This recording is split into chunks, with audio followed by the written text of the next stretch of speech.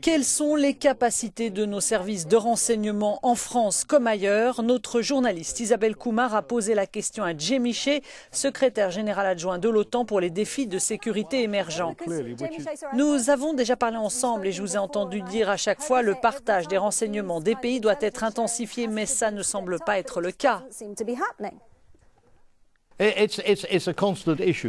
C'est un problème récurrent, aucun doute à ce sujet. Et Paris est à nouveau la preuve qu'il faut améliorer ses relations.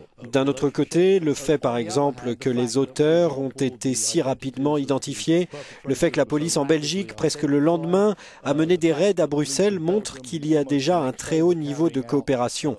Mais vous avez raison, ce ne sera jamais parfait. Et nous devons continuer à voir ce que nous pouvons faire pour nous améliorer.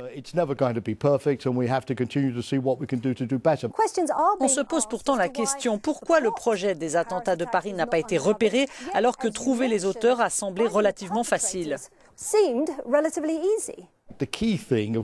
L'essentiel est bien sûr le suivi des suspects, mais en essayant de repérer ce moment du basculement vers la radicalisation, où lorsque des groupes de personnes qui sont pistées individuellement se rassemblent et commencent un entraînement, préparent un complot, louent un logement sûr ou importent des explosifs. Mais ce n'est pas facile parce que, tout comme les services de renseignement, ce sont des gens très intelligents et malheureusement aussi des terroristes.